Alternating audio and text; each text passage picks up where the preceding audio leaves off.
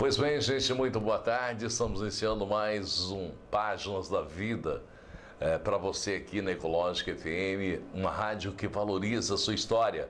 Você que nos acompanha também pelo YouTube, Páginas da Vida São João del Rei. Dê um link, curta, compartilhe. Esse programa está sendo transmitido direto do estúdio VCD, da Caeira para a Ecológica e também pela internet. O nosso convidado de hoje vem da gostosa cidade de Viçosa, Minas Gerais. Mas ele é natural de lá, mas radicado em São João del Rei há 8 anos. Ele é programador de computador. Dagoberto Arnaud. Isso. Nome francês, Dagoberto? Grafia francesa, mas não é um nome francês, não é origem francesa. Você vai achar mais Arnaud em Portugal do que na França. Tá igual ao meu nome, Jean William Cipriani. Todo mundo me pergunta se eu sou francês, inglês ou italiano. Não. Eu falo, não, produto é nacional. O nosso só o caso nome também, que é importado. Mas a família do meu pai gosta muito de pensar que esse nome tem origem francesa, né? Que é muito chique. Seria chique, né? Mas é Portugal. O chique é ser brasileiro, né? Claro. A gente E vive mineiro. aqui, né? Eu sou descendente de italiano, meu avô era italiano, mas eu tenho todo orgulho de ser brasileiro. Eu também. Eu sou muito mais libanês, né, do que qualquer outra coisa. Porque meu avô materno era nasceu no Líbano. Mas eu gosto mesmo de ser brasileiro e mineiro. Você nasceu na cidade de Viçosa, cidade universitária. Como é que foi nascer numa cidade dessa? Pois é. Já era universitária? Já não era uma universidade ainda, era uma escola agrícola que tinha sido criada pelo Arthur Bernardes. Mas, na verdade, meus pais mudaram de Viçosa e eu tinha 5 anos de idade. Então, eu não vivia a cidade naquela época. Não tenho a memória que eu tenho de Viçosa daquela época é da casa dos meus avós e tal. Que o meu pai e a minha mãe mudaram para Santo Antônio do Pinhal. Eles foram tentar ter um sítio lá, perto de Campos do Jordão. Né? Hoje, Santo Antônio do Pinhal é turismo ecológico, é muito procurado, né? Mas na época era só uma vila. E como é que foi essa tentativa de viver numa vila? Não deu muito certo. Não deu rock? Não deu, porque quando eu penso na história do meu pai com esse sítio, eu lembro muito daquele livro A Leste do Éden, que o pai tenta plantar alface e transportar de trem, e o alface se apodrece durante a viagem, não dá. E o meu pai plantava o que a gente chamava lá de batata salsa, ou mandioquinha, que aqui é chamado batata baroa. Você era lavrador, então? Não, meu pai era. Mas você não? Não, eu tinha 5 anos, 6 anos de idade, mas eu via aquilo, a minha memória é boa.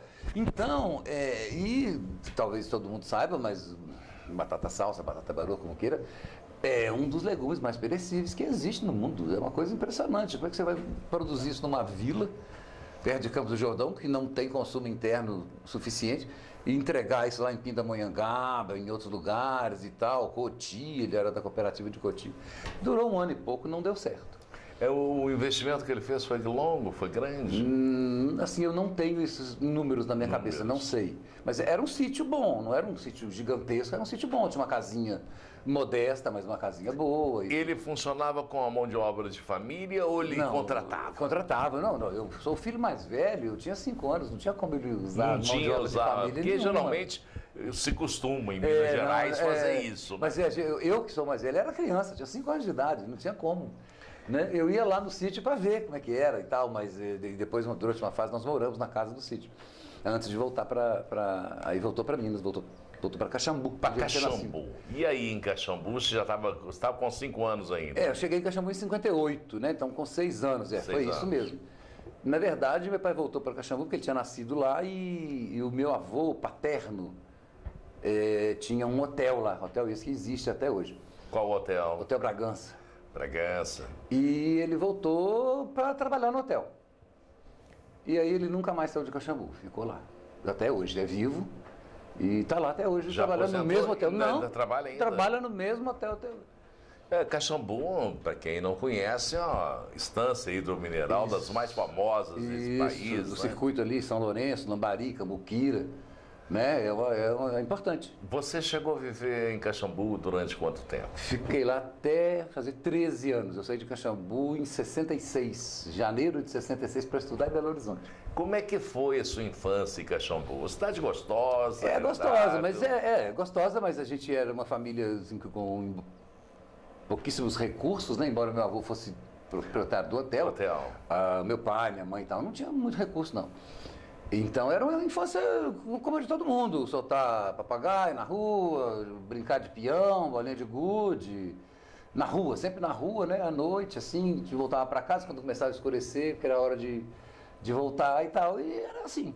Frequentava o Parque das Águas lá? Também muito, eu frequentava quando eu era muito pequenininho, a gente ia muito no Parque das Águas, assim, depois do almoço e tal. Agora... Na adolescência, aborrecência, não? Não, na verdade, o que eu mais me lembro de Caxambu, que eu acho que foi mais significativo da minha vida, foi eu ter sido alfabetizado na escola da Dona Conceição. A escola da Dona Conceição era uma escola alternativa, ela não tinha nem registro, você não podia concluir o curso primário na escola da Dona Conceição, porque ela não podia te dar um diploma. Então a gente estudava, naquela época chamava curso primário, né? Até o 3º ano. E a Dona Conceição, ela era a matriarca de uma família de professoras negras.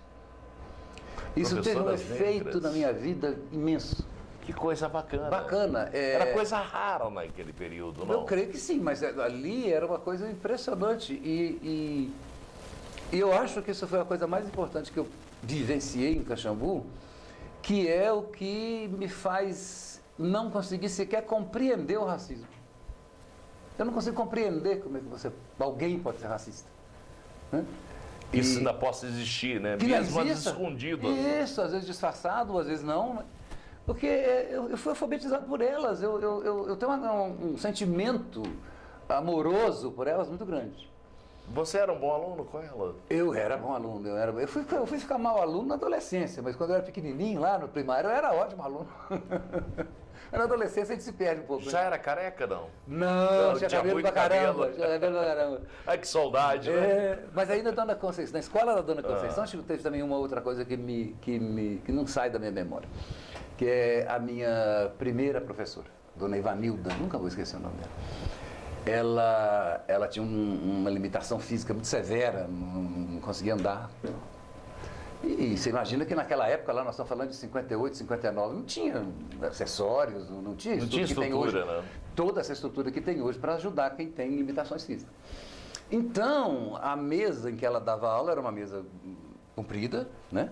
E nós, alunos, ficávamos do lado de cá, e ela tinha um banco do outro lado, e ela se arrastava nesse banco para atender os alunos.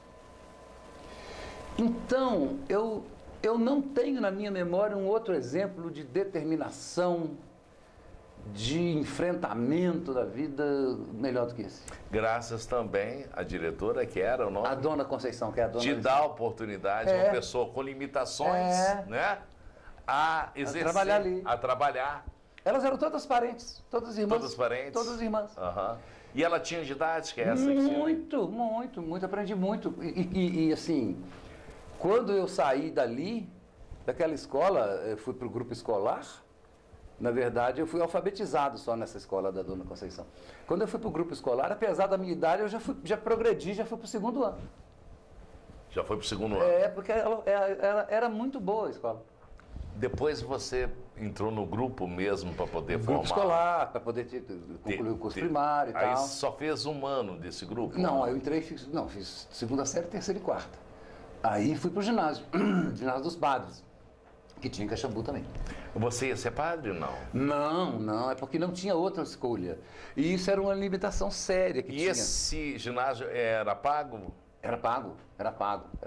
Não, escola pública que tinha era só até o curso primário, em Caxambu. Depois tinha que se virar. Se virar. Então, mesmo com a família um pouco modesta em termos de recursos, tinha que dar prioridade para os estudos. Para os estudos. Mas isso eu também acho que tem que dar mesmo, né? Quer dizer, eu também já passei momentos muito apertados assim, de dinheiro na minha vida, mas a prioridade dos filhos poderem estudar sempre foi absoluta, né? Porque não tem condição, né? Essa prioridade tem que ter, né? A partir do momento que hoje, pelo menos, nós temos em nível geral, né?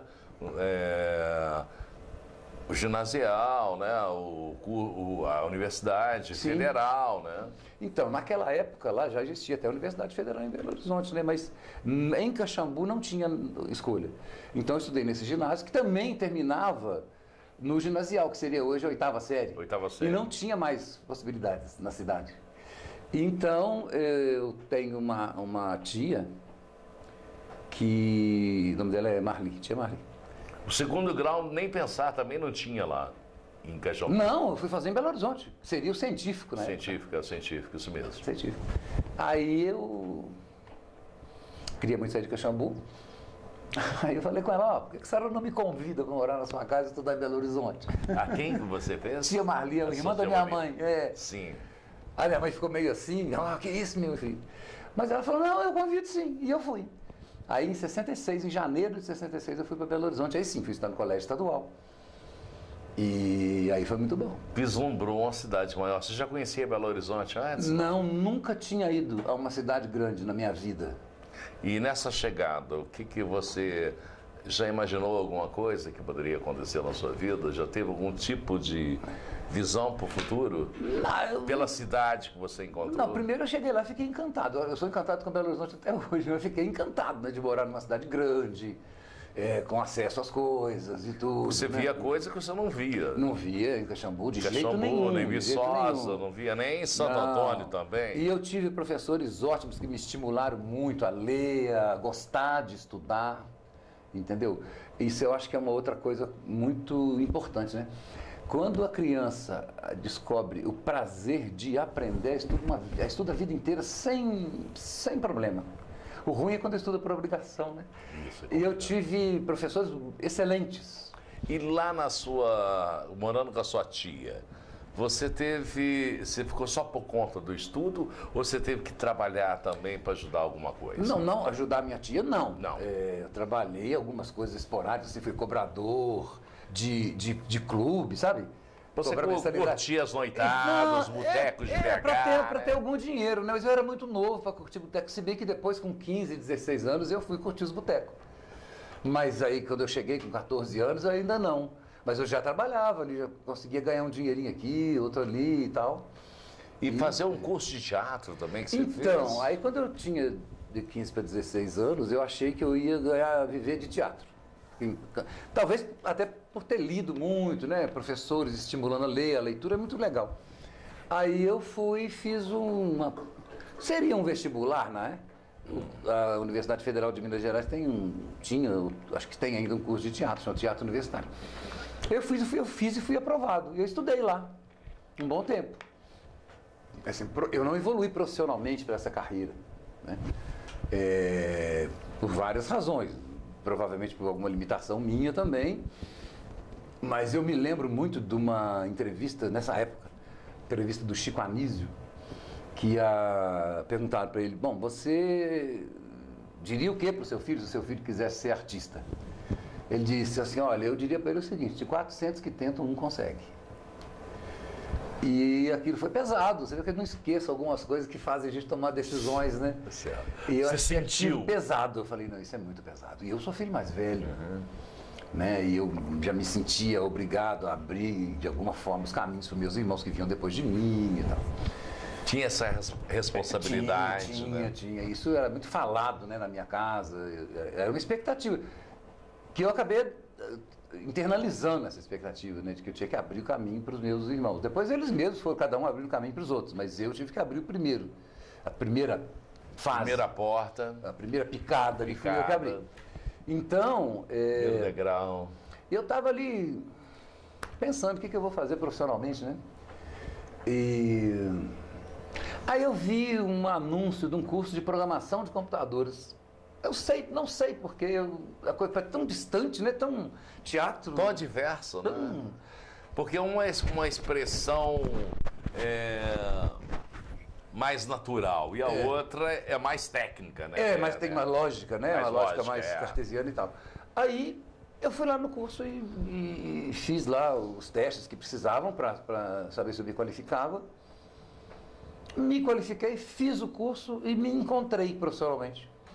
Você gostava de estudar, né? Então eu sou programador desde os 18 anos, Quando eu comecei a trabalhar com programação, era tudo aqueles computadores grandes, né? Mainframe, só em grandes empresas. Meu primeiro emprego em Belo Horizonte foi na construtora Mendes Júnior. Mendes Júnior. E tal. Você trabalhava na área de projetos? Na área de programação de computadores. Eles criaram um centro de processamento de dados, tinham lá uns 4 programadores, um analista, um gerente e tal. E eu trabalhei ali. Você trabalhou durante quanto tempo? Pois é, aí que entra a história. Em 69, eu fiquei conhecendo a Tânia, com quem eu me casei.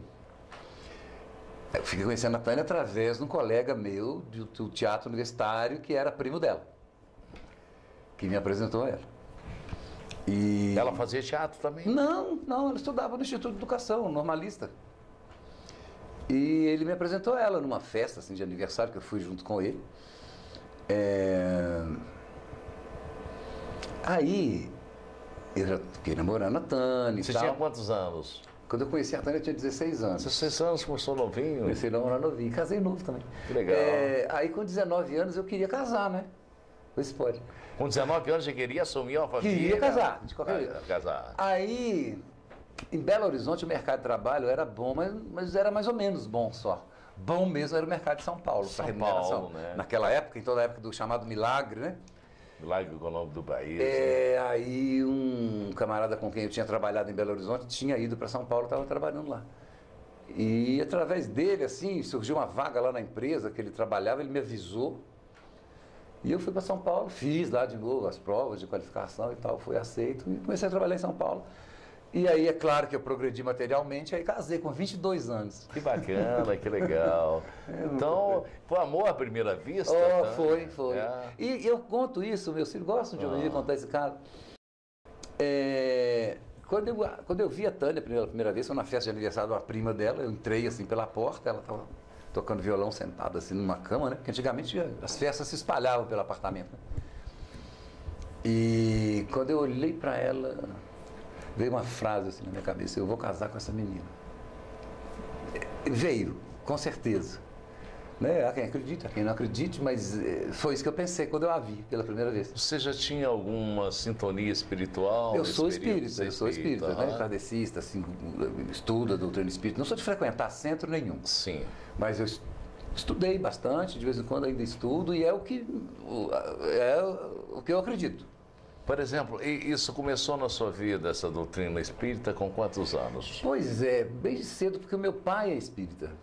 E minha avó materna então católica. Então você foi criado numa formação eu fui criado assim, católica? Eu ia no centro espírita com meu pai, lá ouvia uma palestra de kardecismo e no domingo ia para a missa, porque a minha avó materna achava que eu devia ir para a missa. Então eu fiz primeira comunhão, vê se pode. Certo.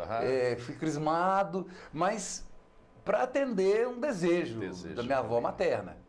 Né? Meu pai nunca criou nenhum obstáculo para isso.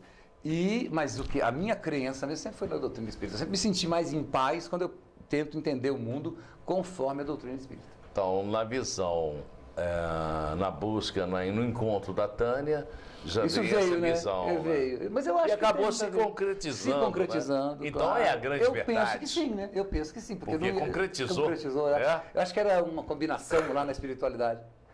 Para a gente casar e para a gente ter os filhos que a gente tem. Vocês, em São Paulo, vocês moraram onde em São Paulo? Então, quando eu fui para São Paulo, né? Solteiro e tal, aí juntei o dinheirinho, consegui alugar um apartamento, montar um apartamento ali no bairro do Paraíso, em São Paulo. Na capital? Na capital. Eu trabalhava numa empresa nessa época, uma empresa chamada Hidroservice, que era uma empresa de engenharia de projetos, e que era muito potente na época, muito famosa na época, né? Eu acho que nem existe mais.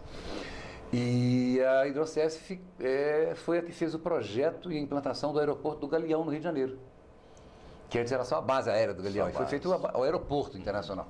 E eu trabalhei nesse projeto durante muitos anos, na Hidroservice. Entendeu? Por isso que nós tivemos depois uma passagem pelo Rio, para a implantação do aeroporto. Você fazia o trabalho de digitação? Programação, não, programação. E é uma coisa bem complexa, né? Olha, Para você que conhece, pois não. Por exemplo, se você falar para mim assim, eu não consigo imaginar como é que uma pessoa consegue tocar um violão, por exemplo. Para mim é a coisa mais complexa que tem. Mas eu acho que depende muito das aptidões da pessoa. Da pessoa, né? E do seu conhecimento de área. E do meu conhecimento. Né? Por exemplo, um menino pequeno pega uma bola, controla a bola. Eu não tenho afinidade nenhuma com bola, com nada. Eu não consigo dar um chute numa direção certa. Mas programar para mim é uma coisa quase que natural. Você nunca gostou de futebol? Não, nunca gostei. Nem de assistir? A seleção eu gostava, agora nem gosto mais também. Mas nunca, eu não tenho afinidade nenhuma com nada que rola. E que se quicar, então, aí lascou tudo, não tem jeito. Nessa empresa você conseguiu montar seu apartamento? Montei. E aí já foi direto para o casório? Não, claro, um apartamento montado, nós casamos em novembro de 74, na igrejinha da Pampulha. Em Belo Horizonte? Em Belo Horizonte, ela morava em Belo Horizonte. E dali fomos morar em São Paulo. Que sensação que é aquela igrejinha de Santo Antônio? Olha, rapaz, aquilo é diferente, muito linda, né? Porque, na verdade, Pampulha. eu como espírita, mas não tenho nada contra essas coisas. E para a família da minha esposa era muito importante que a gente casasse na igreja, né? Então, eu falei, não, tranquilo, vamos embora, vamos casar na igreja. Ela tem uma energia diferente? Ela Você que é espírita? Eu acho que tem, pelo menos aquela... se sente, o espírito tem esse costume de sentir energia. Eu vou ser muito sincero contigo, eu estava tão feliz de estar casando. Você nem pensou? Não, porque eu acho que a energia ali eu já era uma mistura da energia do local com a minha felicidade, né? Eu queria muito casar. Você casou e levou ela para São Paulo? E fomos morar em São Paulo. E como é que foi a adaptação dela em São Paulo? Então, a Tânia é uma pessoa inteligente, né? E ela foi se adaptando rápido, não teve nenhuma dificuldade, não. E depois a gente tinha amigos, eu tinha colegas de trabalho que regulavam mais ou menos a idade conosco. Pouco tempo de casado também. Na época ela trabalhava? Não, ela trabalhava em Belo Horizonte, trabalhava no Serpro. Mas quando ela foi para São Paulo, ela não trabalhou mais. Isso em função de quê? Porque você já ganhava muito? Não, eu ganhava muito. E você não aceitava a mulher trabalhar fora, não? Não, não era isso, não. Eu ganhava bem. Mas essa era uma fase, era uma coisa complicada. Por exemplo, nós fomos morar no Paraíso, porque eu trabalhava na Hidrocesp, que era mais perto do meu trabalho. A unidade do Serpro era longe, mas era muito longe de onde a gente... Então, um dos nós dois ia ter que abrir mão de alguma coisa. Aí ela, como eu ganhava mais, acabou optando por não dar continuidade. Né? Demoraram a ter filhos? Bastante. Nós demoramos, nós fomos ter o primeiro filho, nasceu em 80. Chegaram a viver a noite em São Paulo? A noite em São Paulo, nesse período, não era tão boa conforme é hoje? E era muito melhor. Muito melhor? E nós nunca tivemos nenhum problema de segurança em São Paulo. Depois que inauguraram o metrô, e a gente gosta da noite, né? Sempre gostou. A gente voltava para casa no metrô das 5 horas da manhã. Os dois, sozinhos. Quais eram as opções da época? Você tinha teatro, você tinha uns lugares alternativos assim para ir jantar, na festa, na casa de amigos e tal. A gente aproveitou tudo isso, tudo isso. O teatro, você falou que ia ao teatro. Te dava saudade daquele período que você fez teatro? Não, eu tinha plena consciência que não era para voltar. Que não era mais sua praia? Que não era minha praia mais. Sua praia passou? Passou. Eu sou programador de computador e não tenho... E se eu ganhasse na loteria, eu continuaria fazendo a mesma coisa. Não tenho vontade nenhuma de fazer outra coisa, profissionalmente. Nós vamos a um pequeno intervalo e a gente volta já com mais um bloco aqui de Dagoberto Arnaud, programador de computadores, hoje no Páginas da Vida aqui na Ecológica FM. Circuito Pneus, esta empresa valoriza sua história. A Circuito Pneus tem uma linha completa de pneus de carros nacionais e importados, tudo em até 12 vezes no cartão. A Circuito Pneus tem também serviços de mecânica em geral, serviços de suspensão, de embreagem, de correia dentada, alinhamento, balanceamento, Circuito Pneus. Tudo em até 12 vezes no cartão. Lá também você pode trocar o óleo do seu carro, filtro de combustível, filtro de ar. Circuito Pneus. Tudo em até 12 vezes no cartão. Circuito Pneus, Avenida Leite Castro 2722. O telefone é 3372-3546. Fale lá com o Giovanni, com a Simone, com a Suzane. Circuito Pneus. Atendimento e serviços nota 10. Pois bem, gente, estamos de volta hoje com Páginas da Vida de Dagoberto Arnaud, de Viçosa, mas radicada há 8 anos na nossa querida Del Rey. Em São Paulo, você teve também no Unibanco, é isso? Isso é uma coisa que eu gosto de contar. Quando eu trabalhei na Hidrocesp, estava em função do projeto do aeroporto do Galeão, depois que o aeroporto foi implantado, o projeto acabou. E eu fui trabalhar no que era na época chamado Unibanco Sistemas, que pertencia ao Unibanco, que agora se associou ao Itaú. Ou foi comprado pelo Itaú, não sei muito bem. Mas isso é um depoimento importante. Embora seja um banco, foi o melhor empregador que eu tive na minha vida. Em que sentido? Primeiro, porque tinha um conceito na área de recursos humanos do Unibanco, que é o seguinte: a pessoa trabalha bem quando ela está bem. A pessoa trabalha bem quando ela está bem. Então, você tem que, o empregador, né, no caso, o Unibanco, tinha que cuidar de proporcionar, até onde fosse possível, condições para você estar bem. Está tranquilo, não está endividado, né? Está tocando a sua vida bem, para você poder produzir bem. E o ambiente de trabalho também tem que ser bom. No Unibanco, ser chefe era uma coisa muito séria, muito delicada. Você não podia ser um chefe autoritário, um chefe insensível, não, de jeito nenhum. As iniciativas que o banco colocava para que você pudesse viver bem? Primeiro, ele criava um ambiente interno de trabalho onde você tinha liberdade. Por exemplo, se você não se entendeu com o seu chefe, você podia ir direto no chefe do seu chefe. Entendeu? Era um sistema mesmo assim, com as portas abertas, né? Primeira coisa. Segundo, ele tinha um plano de carreira bacana para você não ficar ansioso, tendo que negociar aumento com seu chefe, nada disso. Tinha um processo de avaliação de desempenho muito bem elaborado, que eu acho que eles até herdaram um pouco da IBM. E com isso você era avaliado todo ano. Em função da sua avaliação, se fazia um planejamento da sua carreira. Então você trabalhava sem ansiedade, você sabia, olha, hoje eu estou ganhando tanto. Pela avaliação que eu estou tendo, eu sei que em um ano, escalonadamente, eu terei aumentos acima da inflação, por exemplo, de 10%, ou de 20%, ou de 15%, ou não terei, porque a minha avaliação foi aquém do esperado. Ia depender do seu rendimento, né? Do seu rendimento. Então era muito interessante. E a estrutura o banco te dava para isso. E eu tive um chefe no Unibanco que foi uma pessoa sensacional, que me ensinou muita coisa sobre ser chefe, sabe? Por exemplo, o chefe tem que ser leal ao funcionário.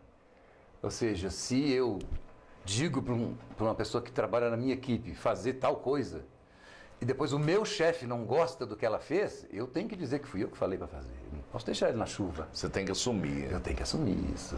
Tudo tem que ser feito com muita clareza, muita ética, né? Transparência é tudo na vida. Então, né? Esse meu chefe foi um exemplo disso.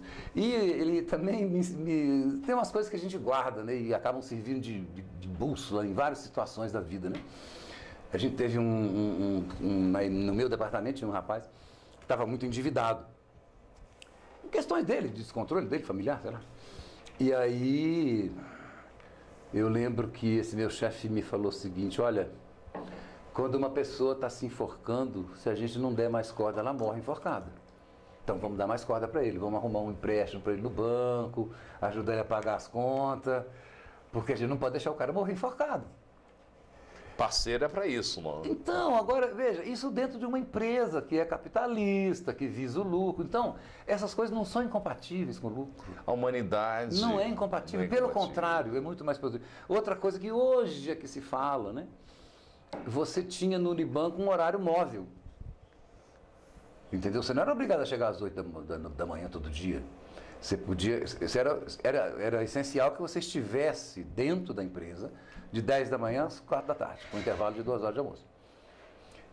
Ou 1h30, não lembro mais. Mas entre 10 da manhã e 4 da tarde. Agora, você podia chegar às 10 e sair às 6 da tarde, ou às 7. Ou chegar às 10, sair às 4, ficou devendo 4 horas, que você paga na semana que vem. O importante é você cumprir suas metas. Cumprir a meta. Então, foram ensinamentos muito interessantes que eu tive lá, muito bons. E depois eu fui gerente em outras empresas, tentei aplicar isso, mas aí não deu certo. Você acha que não deu certo em função de quê? Pois é, eu fui trabalhar em Joinville, né? Fui ser gerente numa empresa em Joinville. E aí volta aquela mentalidade tacanha, entendeu? Assim, de controlar horário. Eu era gerente, estava lá ocupado, tentando fazer algum plano de trabalho. O gerente de RH me ligava para me avisar que meu funcionário tinha chegado 15 minutos atrasado, como se isso fosse acabar com a empresa. O cara chegou atrasado porque é o ritmo dele. Se ele render o que a gente espera, se ele der o resultado, o importante é o resultado. Acabou. Né? Então, isso que depois veio a ser moda, gerência por objetivos e tal. A Unibanco já fazia isso na década de 70. Impressionante, né? E tem empresa que não sabe fazer isso até hoje. Você acha em função de que as empresas não aprendem a fazer uma coisa que comprovadamente deu Dá certo? certo, né? Eu não sei, eu acho que é uma coisa assim... É o medo da mudança?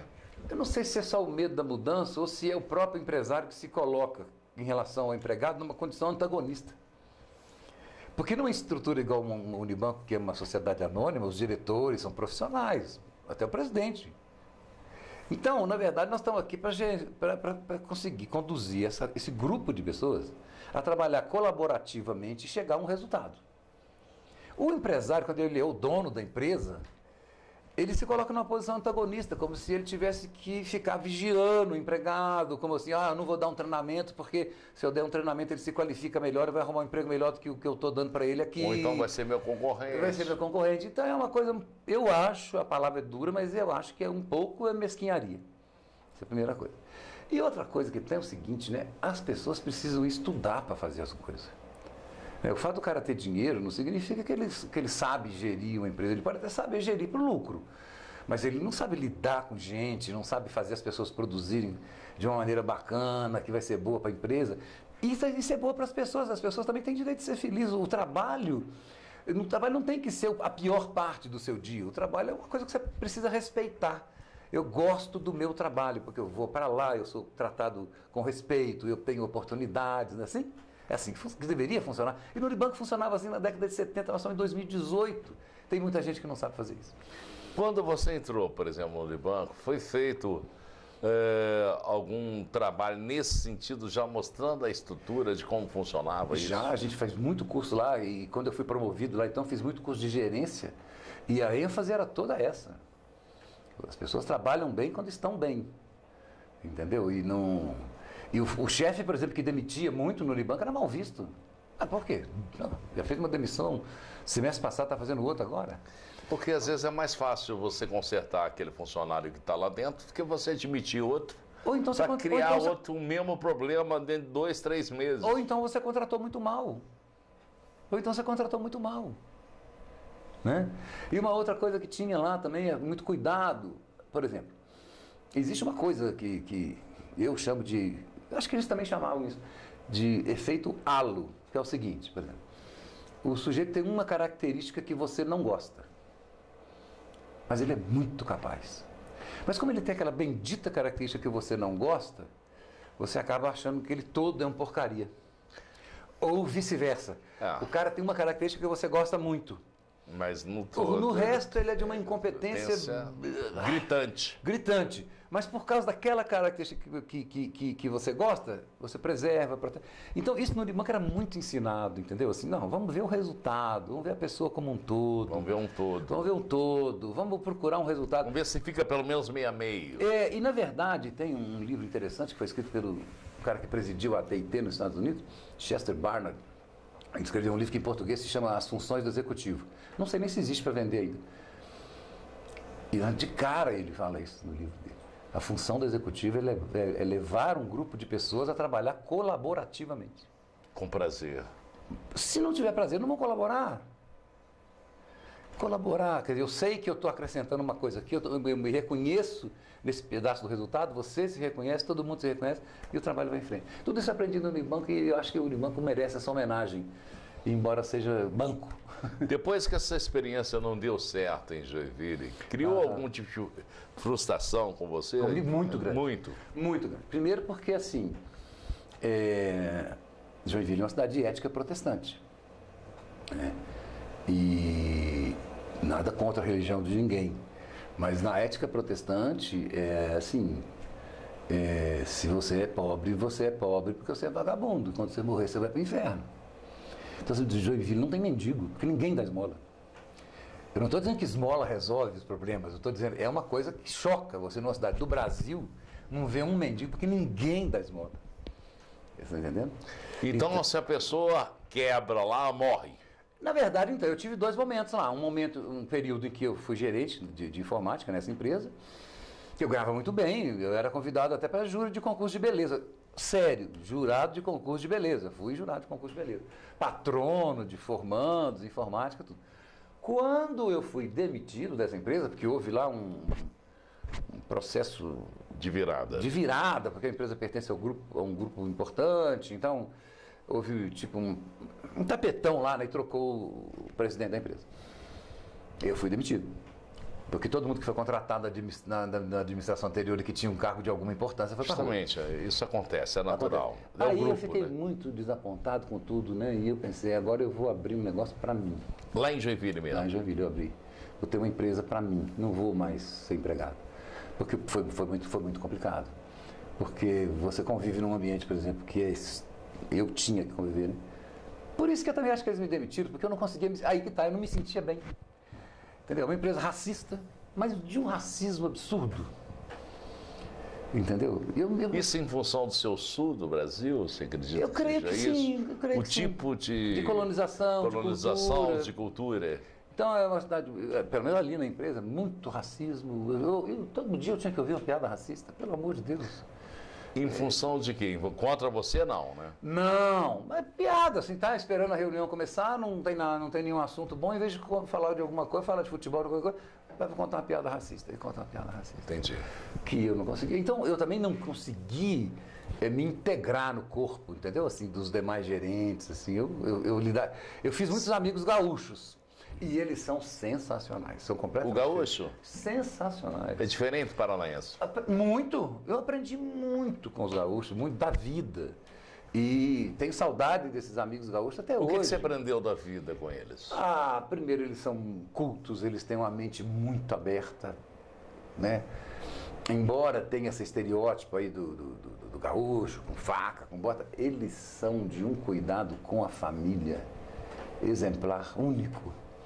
Com a mulher, único. Isso difere dos paranaenses em quê? Dos de Santa Catarina. Na verdade, em Santa Catarina, eu não consegui conviver muito com o pessoal de Santa Catarina, porque eles são muito na deles, entendeu? Eles não te convidam para ir na casa dele, por exemplo, né? Convido uma vez, mas só para forma. Mas com os gaúchos, não. Com os gaúchos, conviver intenso, né? E eles são, nossa, uma cultura gaúchesca é uma cultura bacana, desde a música até a maneira de lidar com a família, das pessoas lidarem umas com as outras. Eu sempre gostei muito. Aí você foi trabalhar por conta em Joinville? Abri uma empresa em Joinville. E como é que foi essa experiência? Foi pavorosa. A empresa existe até hoje. Porque, primeiro, Jean, eu acho que tem várias coisas aí para considerar. Primeiro, eu sabia como é que faz as coisas, né? Quer dizer, eu sei fazer um programa de computador. Mas eu não sabia como é que funciona uma empresa que vende software, é completamente diferente. Né? Eu digo assim, ó, o indivíduo é um excelente cozinheiro, ótimo, mas se ele não souber como é que funciona um restaurante, ele não pode abrir um restaurante. O custo desse restaurante, a parte... Como é que funciona? Como é que funciona? Total, né? Como é que compra, como é que vende? Eu não sabia nem como é que vende software, como é que comercializa software, e fui fazer isso. Segundo, mas isso aí eu consegui aprender nos livros. Bem mais tarde, passei um aperto danado. Os livros você achou a fórmula? Achei, mas isso eu já estava cá em Viçosa. Durante 8 anos lá em Joinville, que a empresa abriu em 90, e eu vim para Viçosa em 98, era desespero. E outra coisa... Então, como é que foi a Tânia nesse período com você? Ela foi muito solidária, mas nós dois sofríamos, né? Porque, o filho pequeno, o padrão de vida cai. Assim, você mora num bairro bom, numa casa boa... De repente, você vai morar lá longe, numa rua de terra, uma casa pequenininha, sem nada comparável a onde você morava com seus filhos até um mês atrás, por exemplo, né? Então, é claro que os meus filhos também sentiram o impacto, né? Eles não lembram, porque eles eram novinhos, mas eu lembro. Você lembra? E sentia isso muito. Neles, né? Você sabe que até hoje, quando eu lembro desse período, dá vontade de chorar, rapaz. Eu falo, poxa, mas foi difícil.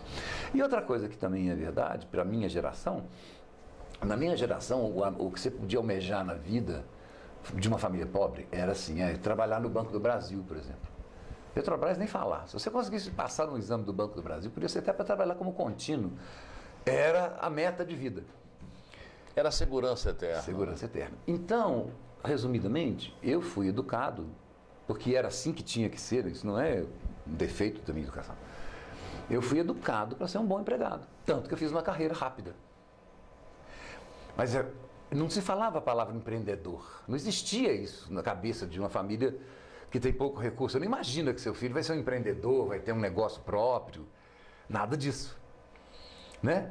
Então você tem que aprender. E não tem ninguém para te ensinar. Hoje existem alguns treinamentos do Sebrae nessa área, mas naquela época não tinha. Então você vai... Era muito fechado, né? E você vai pagando para aprender, porque você erra e o custo do erro é seu, entendeu? Você tem que se virar. E o dinheiro não dava, porque também não vendia, aí eu fazia tudo errado. Tudo errado. E nesse aspecto o Brasil mudou muito, né? Mudou, mas eu também cresci Você também intelectualmente em relação a esse assunto, de saber como é que leva um negócio. Em função de você ter buscado isso. Busquei isso, aí eu pensava assim, ó, o dinheiro não some. Porque eu cheguei a estudar economia na PUC, em São Paulo, esqueci de falar. Não concluí o curso, mas estudei um pouco. E gosto desse assunto. Então, o dinheiro não some, o dinheiro só muda de mão. Aquela lei do Lavoisier, nada se cria, perde, tudo se transforma, com o dinheiro é a mesma coisa. O que cria o dinheiro é o trabalho, mas criado o dinheiro, ele não some, ele muda de mão. Então, se ele não está passando pela minha mão, eu estou fazendo alguma coisa errada, porque eu ia para a rua, eu via carro importado, carro zero, prédio em construção, gente comprando apartamento na planta, entendeu? Eu falava, peraí, por que o dinheiro não passa pela minha mão? Ele está passando pela mão dessas pessoas todas. E nesse ponto eu sempre agradeço isso aos meus pais, né? Eu sei parar e pensar, primeiro, se a falha é minha. Eu não tenho esse negócio de botar a culpa nos outros, né? Que é uma coisa muito presente hoje, infelizmente. Na nossa sociedade a culpa é sempre do outro. Mas eu sei parar e falar, peraí, o erro é meu. Vamos ver primeiro se o erro é meu, né? Primeiro, pelo menos isso. E naqueles casos era evidente. Aí eu fui ler, fui estudar como é que você vende, como é que você lida com software, como é que você se relaciona com o cliente. Entendeu? Como é que você coloca preço num serviço, que eu não sabia também. Aí as coisas foram melhorando. Eu fui aprendendo como é que se comercializa software. Aí as coisas foram melhorando e melhoraram. Quer dizer, não sou rico, mas também não fiquei pobre. Deu condições de dar estrutura aos meninos, estrutura, né? A gente tem ganha hoje um dinheiro que dá, a gente não tem nada, não faz nenhuma extravagância, nada. Mas tem uma casinha própria, tem um carrinho. Você não maltrata o dinheiro, não é isso? Não, mas eu também Ele não fico aceita rico, não. ser Mas eu também não tenho maltratado. ganância, não, viu? Eu não tenho esse sonho, assim, essa coisa, queria ser rico, vou trabalhar para ficar rico. Não, isso nunca tive. É o que a gente estava conversando hoje, nunca tive. que hoje trabalhando para ficar rico é muito difícil, né? E, por exemplo, Se tiver achar um ouro, né? Uma coisa ganhar uma loteria. que eu me lembro do tempo que eu trabalhava na Embraer, que eu era gerente, aí teve uma avaliação lá, aí da empresa que foi contratada para nos avaliar, a moça perguntou para mim se eu queria ser diretor da Embraer. Eu falei, não quero não. Isso vai mudar tanto a minha vida que não vai prestar. Mas é chocante, né, essa resposta. No meio empresarial é chocante. Nossa. Mas eu não queria mesmo. Assustador, né? Mas eu não queria mesmo. Eu acho que não vale a pena, não. É ruim. A Tânia, o que achou dessa ideia sua? De não ser presidente? Não, eu na época eu só contei isso para ela, mas eu não lembro mais da reação dela, não. Mas ela também não estava muito feliz lá, não. Tudo certo. Abri uma empresa e depois vou... Aí tudo dava errado, porque tudo que eu fazia era errado, tudo dava errado. Né? Aí em 98 nós voltamos para Minas, fui morar em Viçosa. Isso é porque lá já não dava mais? Não, é porque eu fazia as coisas erradas. Eu não sabia como é que vende software. Eu não sabia como é que se relaciona com o cliente. Eu não sabia como é que você... Hoje eles falam, né, fideliza um cliente. Eu não sabia nada disso. Não sabia botar preço no meu serviço. Não sabia nada. Então era vermelho mesmo direto? Era vermelho mesmo. E é porque eu estava errando mesmo. E aí quando eu parei de errar, já aqui em Viçosa, que as coisas começaram a melhorar. E quando se vive no vermelho, como é que fica o relacionamento familiar? Assim, ele não é... O nosso relacionamento... Eu e a Tânia, a gente é muito parceiro. Né? Eu digo que a gente é alma gêmea pro bem e pro mal. Mas é tenso. Ninguém gosta de acordar pensando em boleto para pagar. Quem é que gosta disso? Eu não gosto. Ela também não tinha o direito de não gostar. Não é verdade? Com certeza. Então, e era isso, era todo dia. Tinha um negócio assim, fazia uma maçaroca de boleto, né? De boleto. Não pagava muito. E não tinha o dinheiro para pagar, né? Era tudo vencido. Ficar contando o dinheirinho para entrar, para não ir para o cartório. Tudo. Agora, nós somos tão danados que mesmo nessa época, Toda sexta-feira a gente saía, tomava 2 cervejas, comia uma porção de batata frita e os meninos comiam uma pizza ou um hambúrguer. Tristeza não paga dívida. Não, mas nós nunca abrimos mão de fazer isso. Quando a gente foi morar nessa casa simples, na ruazinha de terra, a gente achou um troço ali, que era uma mistura de lanchonete com coisa. Também, rua de terra, banco no chão, assim, não tinha. Rústico. A gente ia para lá, tomava, é o que o dinheiro dava, 2 cervejas, uma batata frita.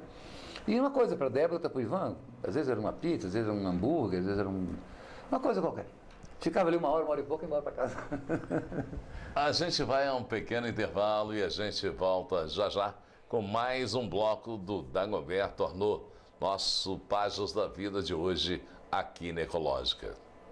Circuito Pneus, esta empresa valoriza sua história. A Circuito Pneus tem uma linha completa de pneus de carros nacionais e importados, tudo em até 12 vezes no cartão. A Circuito Pneus tem também serviços de mecânica em geral, serviços de suspensão, de embreagem, de correia dentada, alinhamento, balanceamento. Circuito Pneus, tudo em até 12 vezes no cartão. Lá também você pode trocar o óleo do seu carro, filtro de combustível, filtro de ar. Circuito Pneus, tudo em até 12 vezes no cartão. Circuito Pneus, Avenida Leite Castro 2722. O telefone é 3372-3546. Fale lá com o Giovanni, com a Simone, com a Suzane. Circuito Pneus, atendimento e serviços nota 10.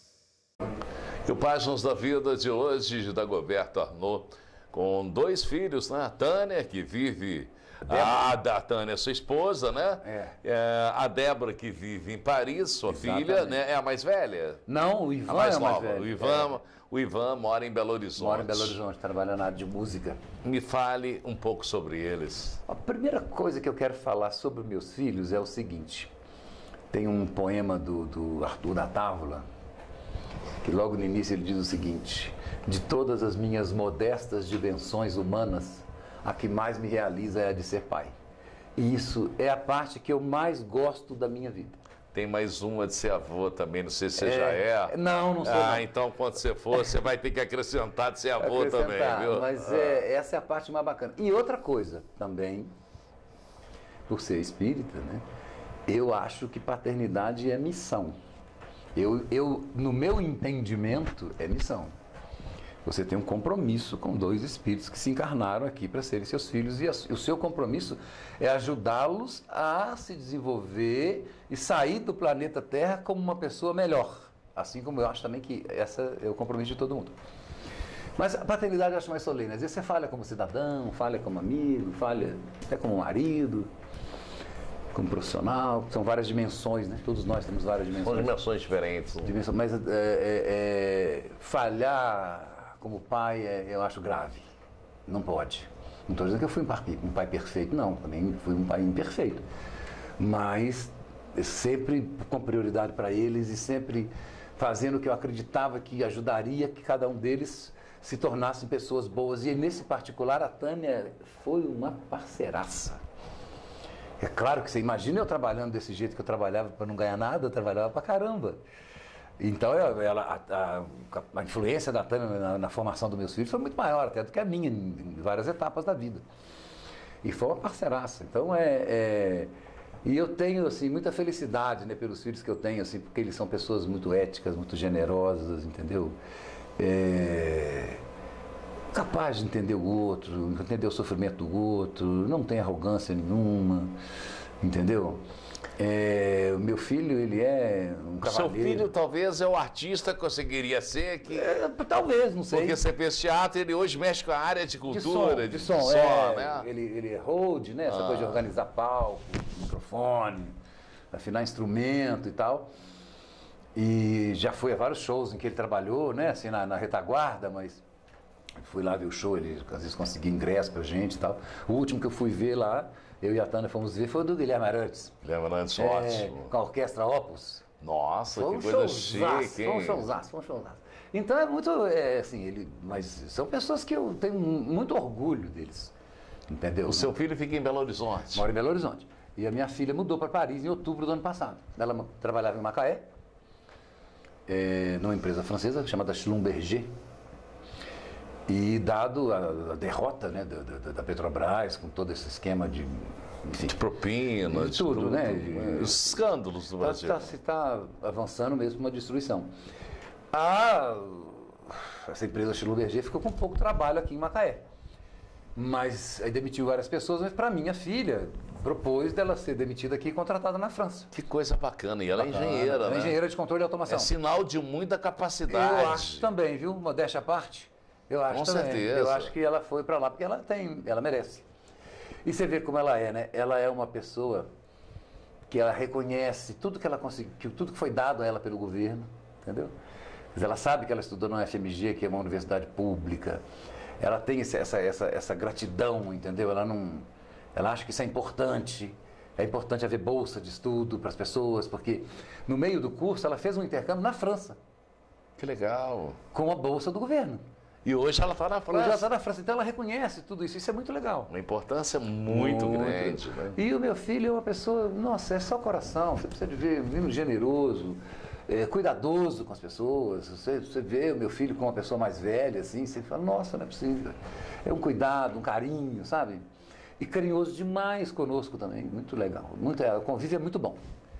Você costuma ir à França ou não? Ela que não, na verdade a gente vai pela primeira vez agora no final de setembro. Vocês vão a Paris? Vamos lá. Que bacana. Vamos lá visitar a Débora. Ela veio aqui em abril, início de abril, acho. E nós vamos lá em setembro. E já tinha tido oportunidades de ir para o exterior? Eu já. A Tânia não. Tânia não. Eu fui para o exterior quando eu trabalhava no Unibanco e também quando eu trabalhava lá em Branco. Mas é viagem tipo profissional, né? Viagem, você vai lá fazer um treinamento, um intercâmbio, coisa rápida e volta, né? Mas essa não, essa nós vamos para passear mesmo. Essas vão ficar quanto tempo em Paris? 3 semanas, na Europa. Semanas. Na Europa? Eita, coisa boa, bacana. Né? Isso é bom mesmo. Para conhecer um pouquinho de cada lugar ali. É o que a gente espera fazer. Viajar de trem,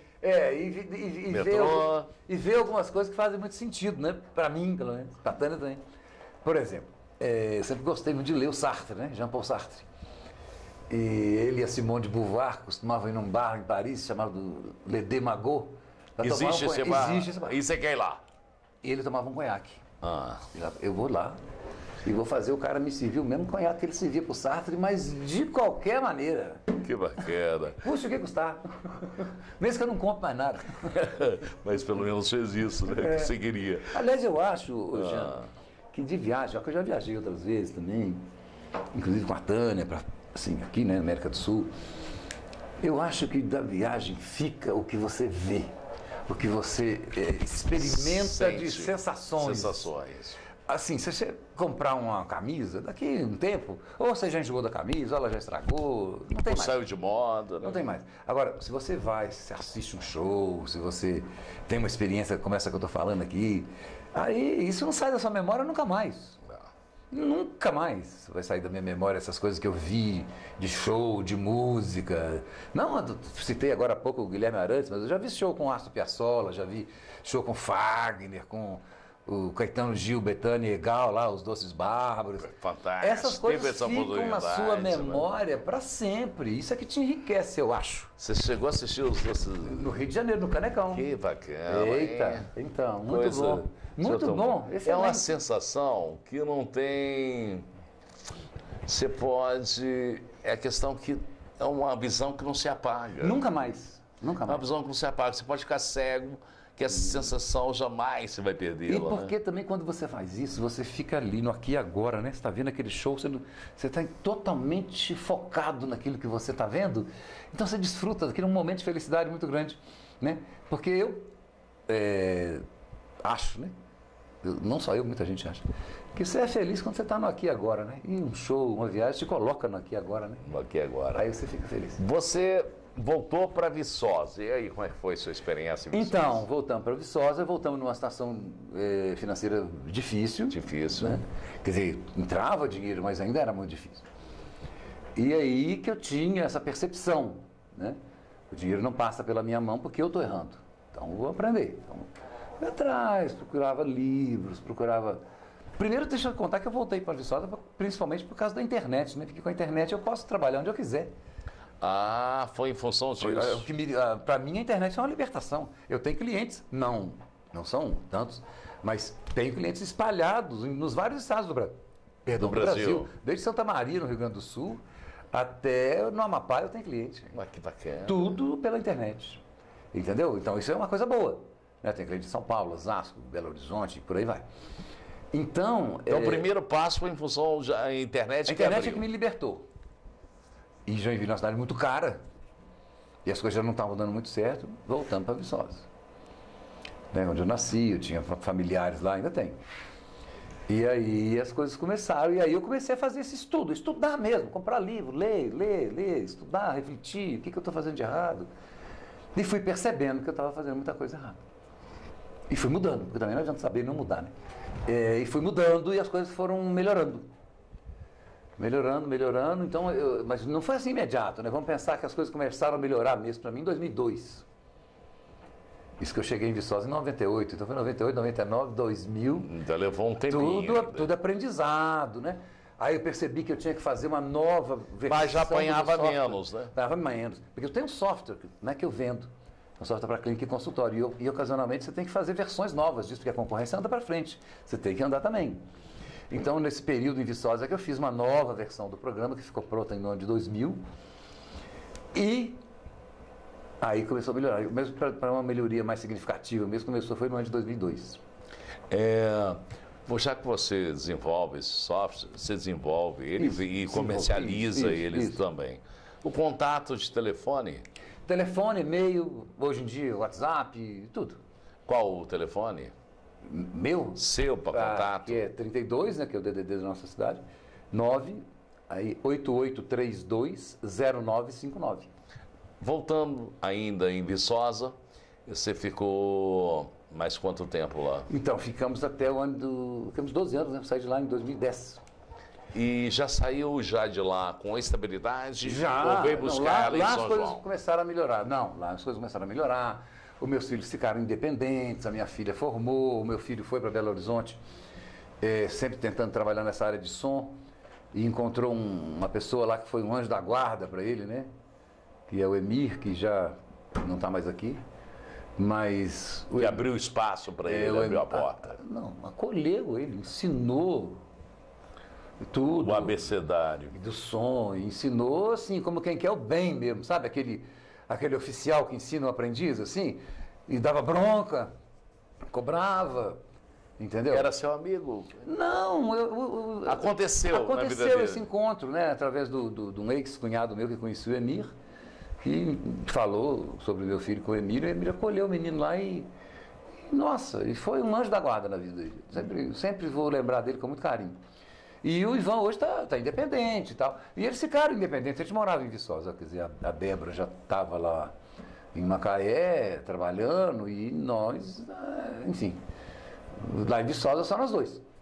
Aí ficaram só vocês dois, voltou o namoro? Volta sempre. Volta sempre? Volta sempre. Não, isso aí a gente é parceiro mesmo. Parceiro mesmo. A gente é alma gêmea pro bem e pro mal. Gosta de festa, gosta de festa. Gosta de tomar um chopp, gosta de tomar um chopp. Não gosta disso? Não gosta também. Nós estamos, é tudo, política, tudo nosso é certinho. Então, aí o que acontece? Viçosa, tudo bem, foi importante ter ido para lá e tal. Mas Viçosa é uma cidade difícil para a gente, assim, não tem muita coisa, entendeu? Tem a universidade para quem tem interesse na universidade ou para quem tem ou trabalha na universidade. É mais para jovem, Viçosa? Eu acho que é. A menos que você trabalhe na universidade ou tenha um trabalho que gravite em torno da universidade. Por exemplo, digamos, você tem uma copiadora Xerox. Tá bem, você vai estar gravitando em volta da universidade. Você tem uma lanchonete, você está gravitando em volta da universidade, na padaria. Mas no caso, não, nós não tínhamos nada disso. Eu não precisava morar em Viçosa para ter nada da minha atividade profissional. E eu já gostava de São João do Rio há um tempo. Como que surgiu o São João, então? Então, eu já gostava de São João do Rio. Porque você frequentava aqui junto vinha com aqui Tânia? na época do teatro, aquele show medicina, lembra? Do J. D'Angelo, daquela turma, né? Legal. Cheguei a vir aqui e tal. Você veio Não, vinha peça, porque eu tinha amigo que estava vindo também. Entendi. Então, vamos embora. Vinha para assistir, não veio participar direto, não. E São João nunca saiu da minha memória. Aquela área ali da Praça da Estação, sabe? Que parece uma foto dentro da minha memória. Que legal. E aí começamos a conversar sobre mudar para cá. E começamos a vir aqui, eu e a Tânia. Vim passar um fim de semana, ficar numa pousada. E aí foi gostando, uma hora falamos, vamos. Aí eu já até tinha sondado aqui algumas imobiliárias e tal.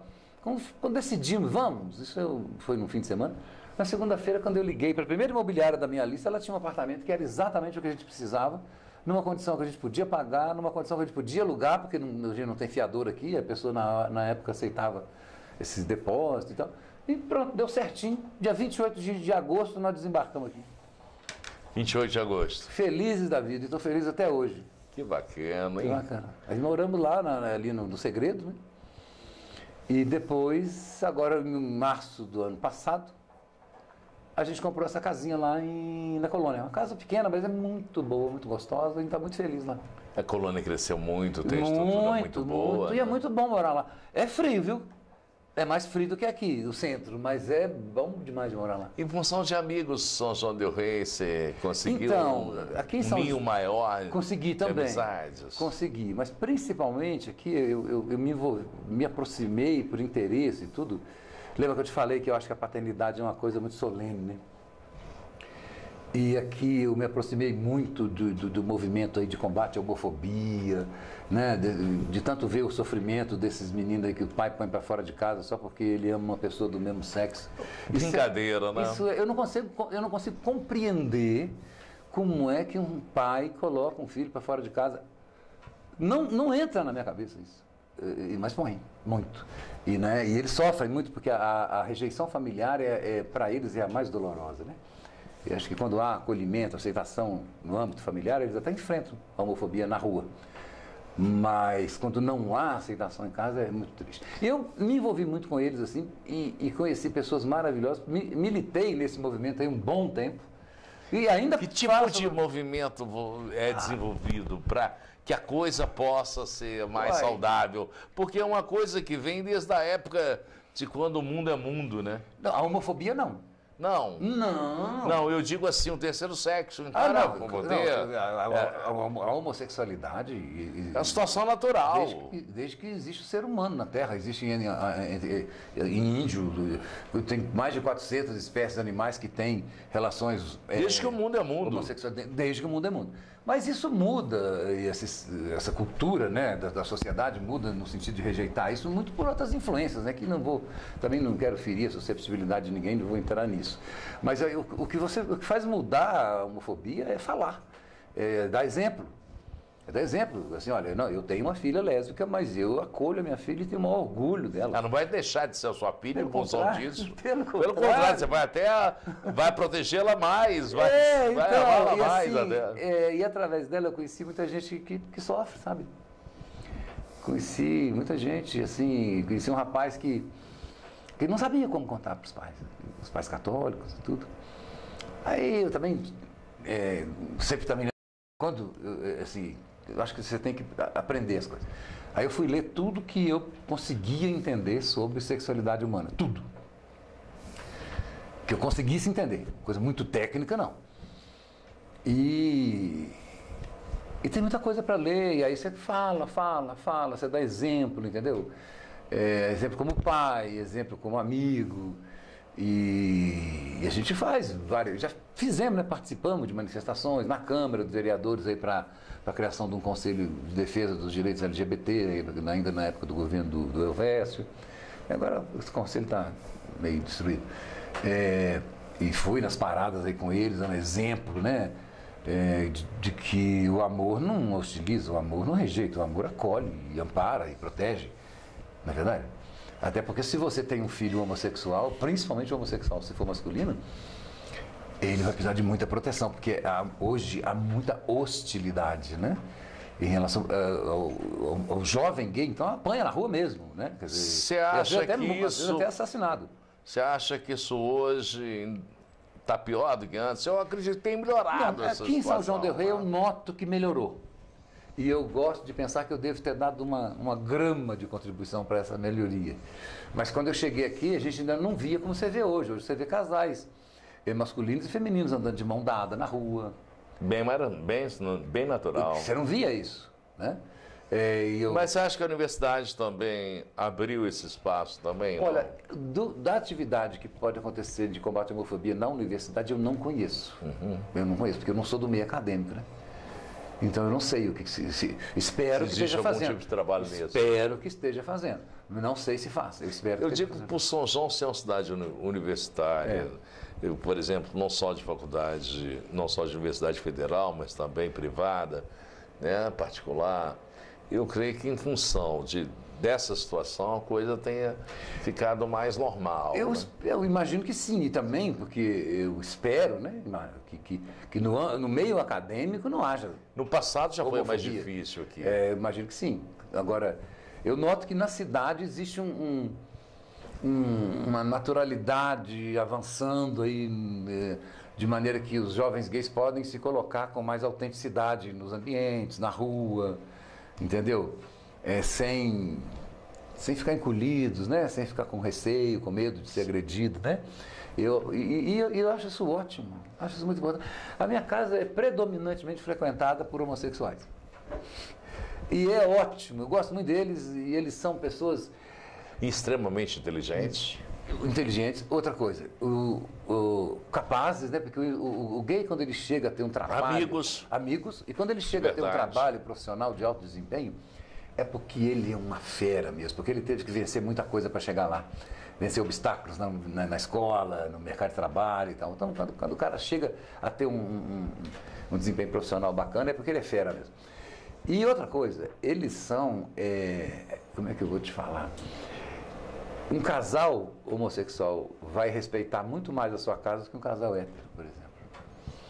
Não vai dar de cima de sua mulher. Não, primeiro não vai fazer DR na sua casa, porque na sua casa não é lugar de fazer DR. Você convidou o cara para um churrasco. Não é para ele ficar discutindo com a mulher dele na sua frente, nem ela discutindo com ele, por exemplo. Né? Um casal homossexual não faz isso na sua casa. Primeira coisa, não faz isso. Né?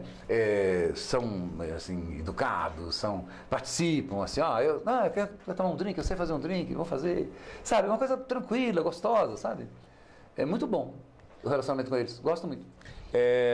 E aprendo muito com eles também, não te cortando, aprendo muito com eles também, porque eles são cultos, né? Eles estudam e gostam de trocar ideias, eles são todos mais jovens do que eu, né? Então, conversar com gente nova é muito bom, porque você aprende pra caramba. Toda vez que eu me encontro com eles, toda reunião que tem lá em casa que eles vão, eu aprendo muito.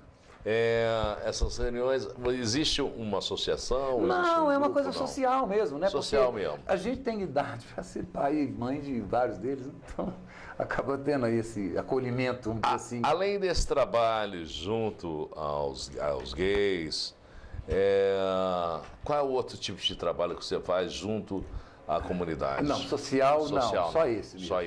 Só esse. E eu faço isso também eu não sei se eu conseguiria fazer mais, né? Porque eu trabalho muito, né? Quando você não tem patrão, você trabalha muito, muito. Às vezes é mais fácil ser empregado. Quando você não tem patrão, você trabalha muito. Nas situações de vida de hoje. Você tem equipe, não é você sozinho? Eu tenho um médico consultor, que é um parceiro, que ajuda a desenvolver o software, mas que não fica aqui, fica em Sorocaba. E eu tenho uma pessoa que não é meu empregado, né? A gente tem um convênio, um contrato, que presta serviço de suporte para os meus clientes. Essa parte mais básica ela consegue resolver.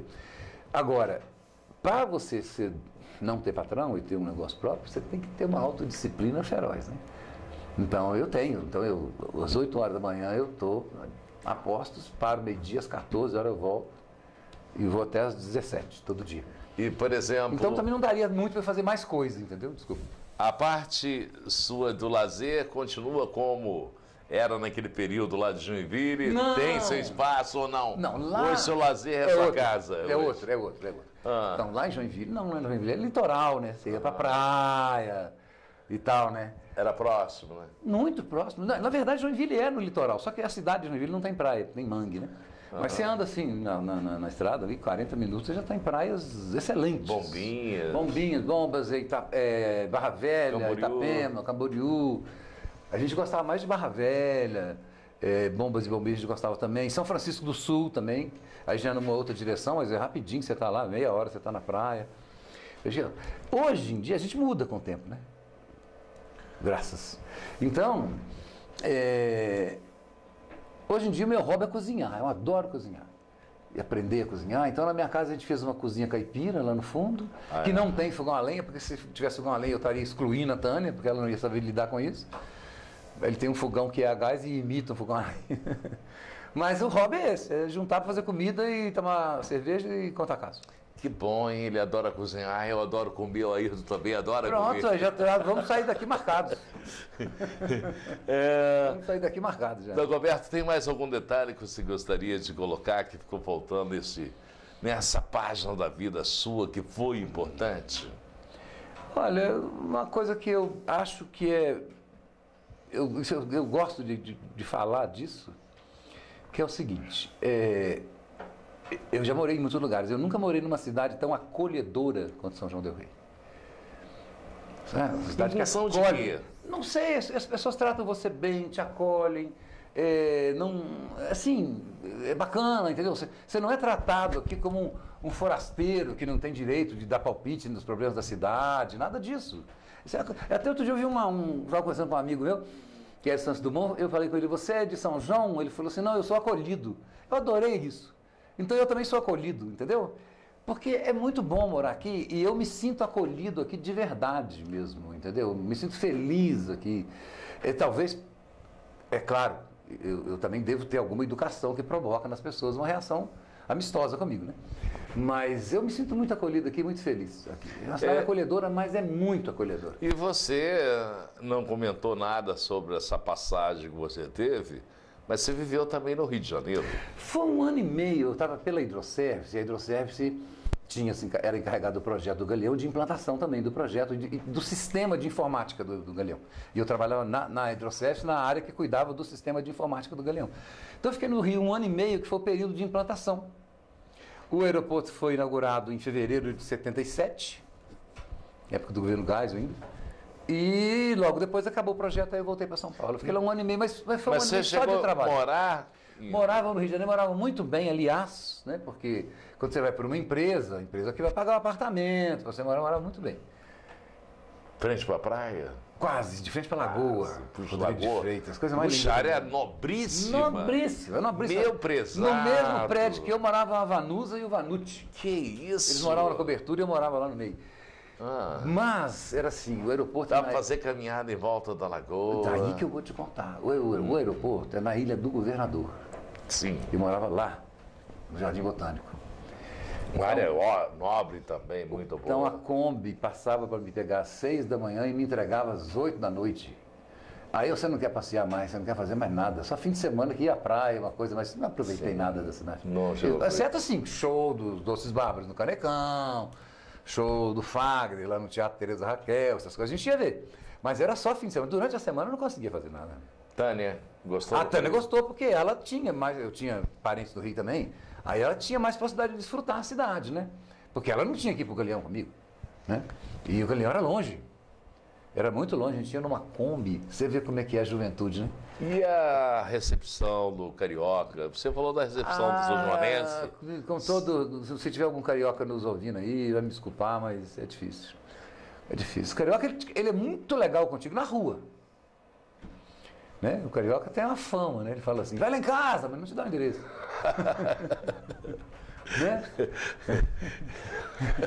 Ele é muito legal contigo na rua. É bem humorado e tal, sim, mas... Sim. Na casa dele você nunca vai conhecer. Não. A fama boa que tem. Olha, mais algum detalhe? Não, acho que não, tá tudo certo. Olha, gente, tivemos essa simpatia, essa página da vida que veio de Viçosa, mas hoje radicado, adora Del Rey, Dagoberto Arnaud, aqui na Ecológica, onde a sua história faz a diferença. Participe junto com a gente no YouTube, Páginas da Vida São João del Rei, dê um like, curta, compartilhe, porque aqui a sua história faz a diferença. Tchau, tchau, até a próxima.